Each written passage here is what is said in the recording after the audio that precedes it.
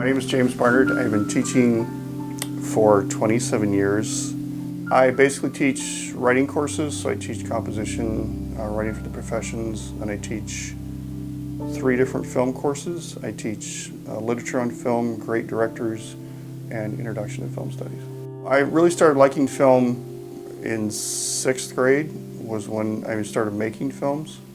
I loved horror films, so I had my own script kind of based on Frankenstein when I was 11. So we found a barn, and we shot a film, creating monsters in a barn.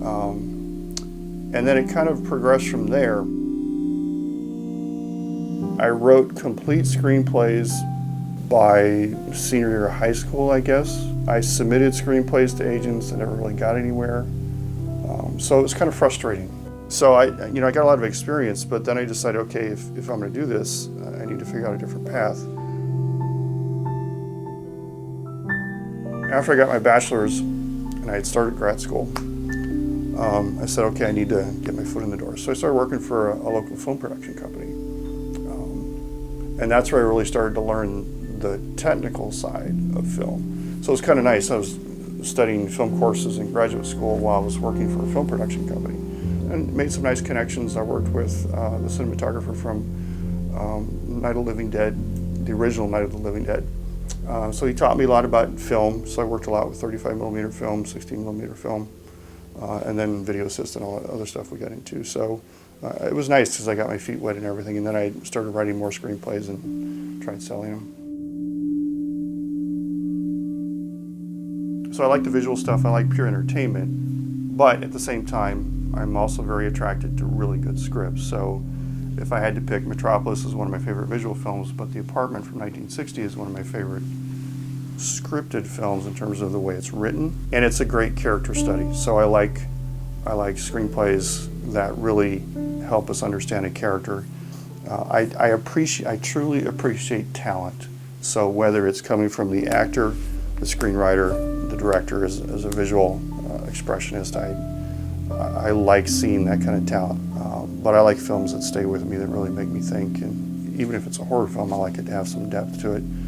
So in terms of how that impacts me as a writer, I tend to write fairly heady things. I write fairly intellectual stuff. I would even say sort of, if you know theater, it's sort of theater of the absurd kind of stuff, really off the wall, sort of Terry Gilliam kind of stuff to a degree.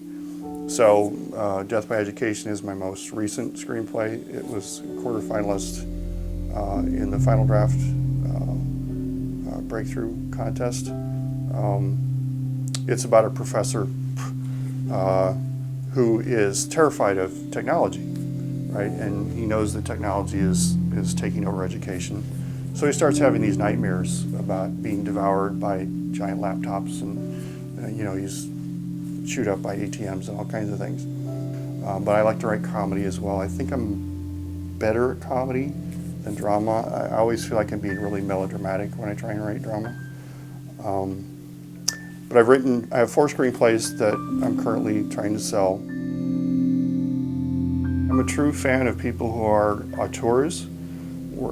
I don't consider myself a control freak, I really don't, but I do like people who have the complete vision. The cool thing about Chaplin was he did everything. I mean, he composed the music, directed the films, produced the films, starred in the films, because he knew exactly what he was striving for. Maybe it took him 6,000 takes to get there, but he was the one who had the vision. Scorsese's another one. I respect Martin Scorsese for other reasons. I don't like his films as much as I like some of the others, but that man is incredible in terms of his film knowledge. He's an encyclopedia of film, he really is, and I really respect that in him. He knows his film history, he knows what's come before him, he knows his influences, he knows how he can build on that in all of his films, and he always tries to incorporate that. Hugo is a perfect example, if you're familiar with the film. I mean, that just shows how respectful he is of film history and how important he sees it, and he's very much into the whole restoration and preserving films. But I definitely, writing and directing together, I think, would be the ideal situation. If I could write and direct. So if I could sell one of my screenplays and say, okay, yeah, let you pay me $5 million for it if I get it directed. You know how often that happens. But I would definitely like to be able to control that as much as I can, because it would be hard to watch a screenplay that you really care about be mutilated as they are oftentimes. So writing and directing would be my ideal situation at this point. I would love to sell screenplays just for my own, I don't want to say ego, because it's not really that, acceptance, I guess. Somebody recognizes that, I mean, I've got enough awards with screenplays that, okay, I can kind of write screenplays. People have acknowledged that. But the idea of actually seeing something to fruition would really be cool. What's really cool, I love to blow students' minds because there are sides of me that no one would ever suspect, right? So I've raced 3 different sports cars. I raced a Mitsubishi 3000 GT, I raced a Porsche, and I raced an M Roadster. I also have a Ducati motorcycle that I've high-sided on, dislocated my shoulder. Done track days on that. I love racing. It's one of the things, and I can't tell you where that comes from because nobody in my family, my mother doesn't even know I ride a motorcycle, okay?